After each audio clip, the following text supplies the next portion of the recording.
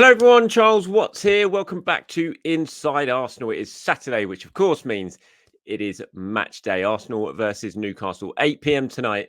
That big game at the Emirates. I shall be heading there. Looking forward to it. I'll be in the press box tonight, not in my seats. I'll be doing live coverage on my social media as usual when I'm in the press box. Also doing my player ratings and stuff for goals. So keep your eyes peeled for that.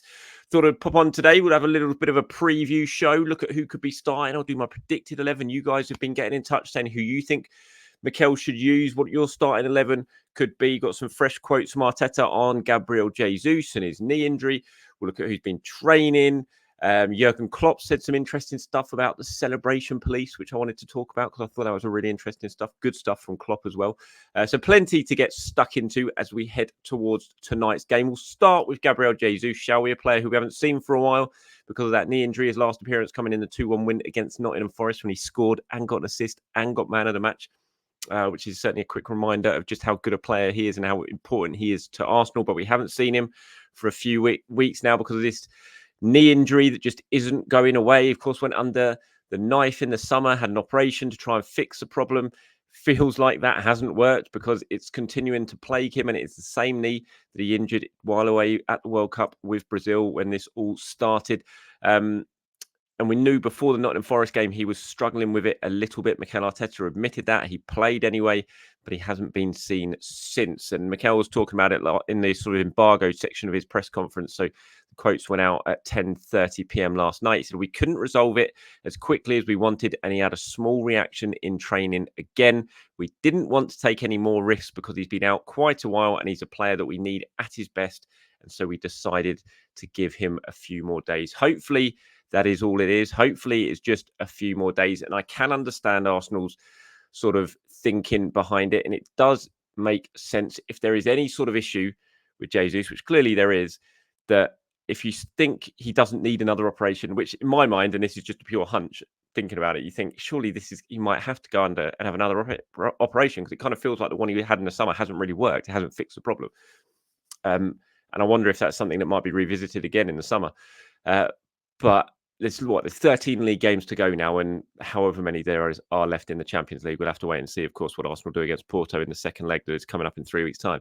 But there's 13 games to go now. If you can just think, right, let's just make sure he can get through these 13 games. And so if it is taking an extra few days before rushing him back, then so be it. I think Thomas Partey falls in the same boat. You know, these two players especially, have missed so much football this season, but they're so important to how Arsenal play, and such big players who have been there, done it, got the experience at top level. Thomas Partey in the Champions League with Atletico Madrid, Gabriel Jesus with Manchester City, time and time again in the title running.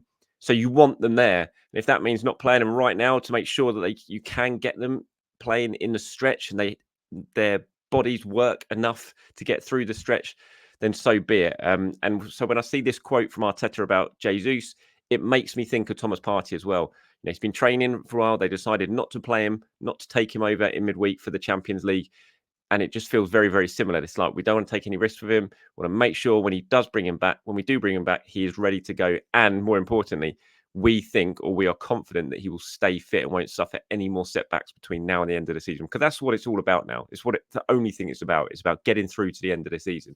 Mikel spoke about it yesterday with Thomas Partey, didn't he? He said, we need to nail the timing of it because you just don't want to get anything wrong. When you make the decision to throw him back in, you want to make sure you do everything you can to get through to the end of the season. No risks, just get him through. And here is Thomas Partey. If you watch on YouTube, you can see him training again yesterday with the rest of the squad. He was out in the gym, he's on the grass. Will we see him later on today? We'll have to wait and see.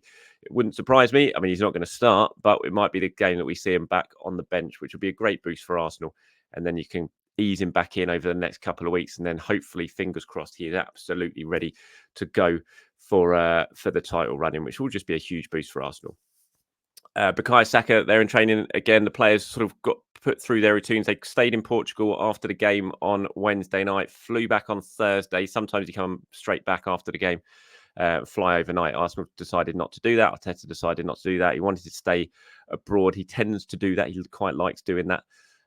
So they stayed abroad in Portugal, had a sort of easy morning over there, flew back, and they had a session yesterday at Colney, kind of a light session in the gym, and then out on the pitch for a bit. And yeah, we'll wait and see. Hopefully, everyone is okay who played in that game. It's going to be interesting. It's a big balance in that for Mikel Arteta now, in terms of who plays today, what he does, who he thinks is fit enough. Is there anyone he thinks is fatigued? That's what they're all going to be talking about um, today with the coaching staff, and it is some big decisions. I'll go over my predicted 11 in a little bit. Mikel's been talking about the game and about the team and about where Arsenal are right now as we head towards the run in. This game last year, I think this is number 24 of the season. Is it? No, it's 26, isn't it? No, 26. Oh, I don't know, 25, 26. Whatever it is, this is the same game week as Bournemouth last year, the famous Reece Nelson winner. Just a remarkable day, an amazing moment. And that's the sort of stage of the season we are at now. And Mikel was asked, from where Arsenal were at that stage last season, how do you compare? How are you shaping up? Obviously, you were top last season. You were about 5 points clear at this stage last season. This time, you're on the shoulder of the front runner, which is of course Liverpool. And so he said, are you satisfied with where you are? And he said, well, I think we are in a really good position and we are where we want to be. I don't know if we can be better. As I said before, I think the most important thing is we continue to believe to perform at the level that we're doing, and we have the squad available. And if we have those two things, we're going to give it a real go. See, interesting again there, he notes in that sentence, we have the squad available. He knows how important it is. He knows how vital it is to have Thomas Partey, Tomiyasu, Gabriel Jesus, Zinchenko fit and ready for this run-in. They've got to be if Arsenal are going to push Manchester City and Liverpool and overtake Manchester City and Liverpool, because you need your big players fit. I know Arsenal, this squad they've got at the moment is doing really well in the league, got some really good results, but you just had to have a look at the bench in the last couple of league games to see how stretched they are and how light they are. That can't continue. You've got to get the key players back. It is absolutely crucial. He was asked how different it feels now as we head towards the running compared to last season. He said, I feel a lot of excitement, especially internally, because we're right in the mix and we want to continue to be there, especially because we're in the Champions League and have a fantastic game to play at the Emirates. It means the second leg, obviously. Externally, probably it's different because the expectations are focused much more on the other two teams. And that's it. I thought that was an interesting line as well, saying the expectation externally, so for everyone else around the country outside Arsenal, the focus is on Liverpool, Manchester City. I wonder if that's a little sort of attempt to ease in the pressure a little bit from his players. You're not the ones in the spotlight now. Everyone's expecting Man City or Liverpool to win this league. No one's really expected Arsenal to win this league. So whereas last season you had all the pressure of being the front runners and everyone's starting to think Arsenal are going to do this. They've got the big lead. They're going to win it. This season it's very, very different. They don't have that pressure on them. And yeah, I thought that was quite an interesting little line from Mikel. And Martin Odegaard has been speaking ahead of tonight's game as well. These are taken from his programme notes. Arsenal put them out last night, sort of advanced copy of his programme notes that are going out today. I thought it was an interesting one, talking about the game tonight and the atmosphere that he wanted. I won't read it all because it's quite long, but if you're watching on YouTube, you can see it all. But he's talking about the night games and how important the confidence is. And he did mention there, he said, of course, the defeat at St James's Park earlier this season can be used as extra motivation. But most importantly, we want to keep playing our football, keep creating chances, scoring goals, and at the same time, carry on how we've been defending in our recent league games. It's a good moment to do that again here at home tonight. Personally, I love these night games. The atmosphere always feels more intense and special. Let's see if we can create a feeling and noise inside the stadium like we did in the last game here against Liverpool. That was an amazing game, just a beautiful day because of the result and the atmosphere. I think it's maybe the best atmosphere I've witnessed in my life. When you're playing games like that at home in front of your own supporters and get an important win too, it's such an amazing feeling. We all enjoyed it so much. It was a beautiful day.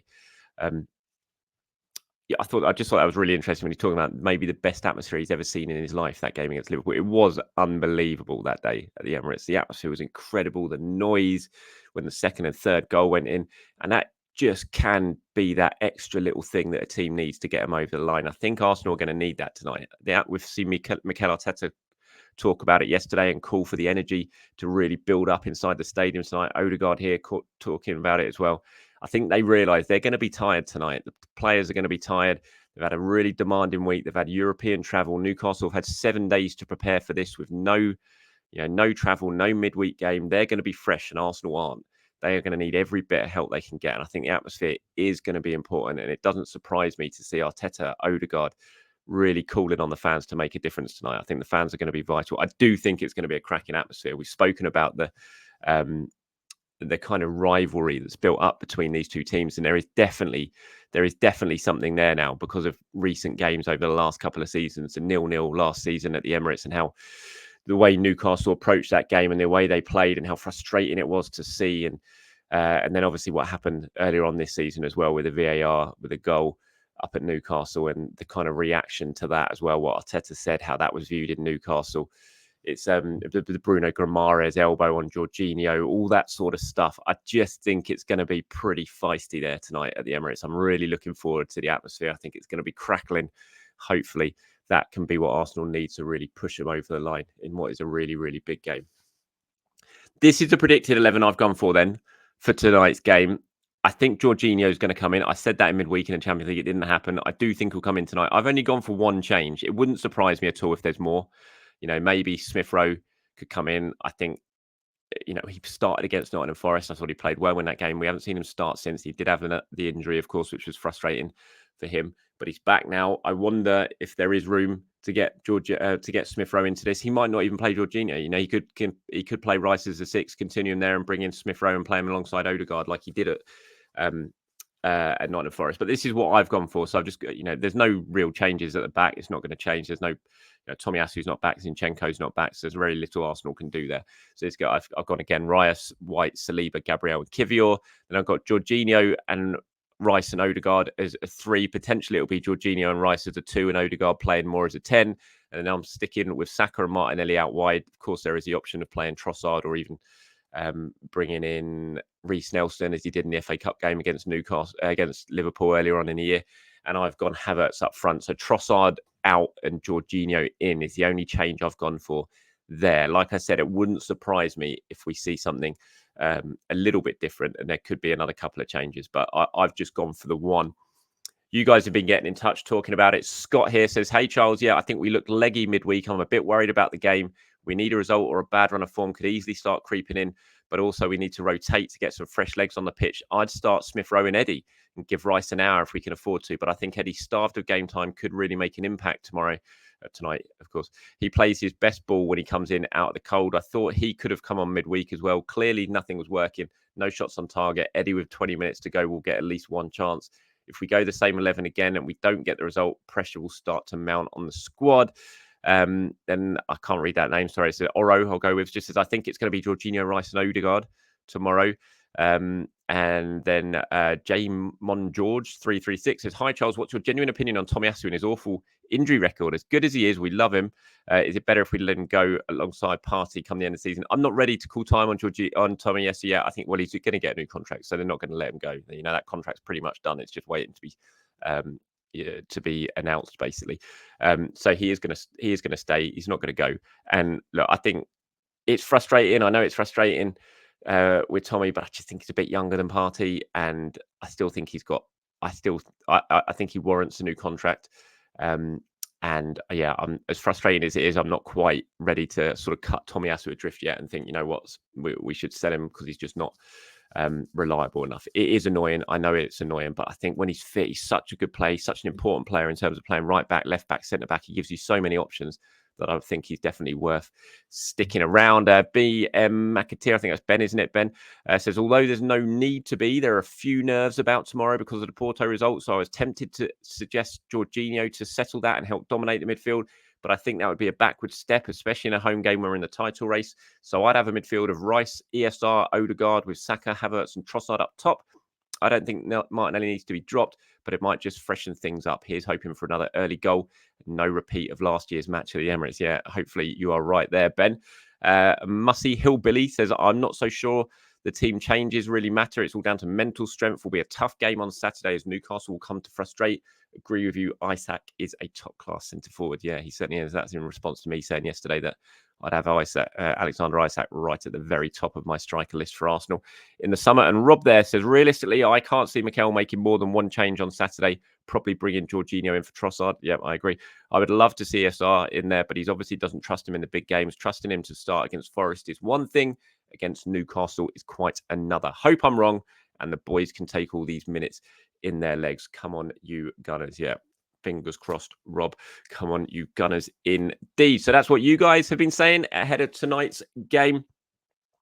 Quickly before I go, just wanted to bring up these quotes that Jurgen Klopp said in his press conference yesterday. He was talking about the celebration police against Luton. He came in for some criticism, which again just does my head in midweek. I mean, they've just come back from 1-0 down at half time. They're in the title race. They come back, they smash Luton 4-1 in the second half, score 4 goals in front of the Kop.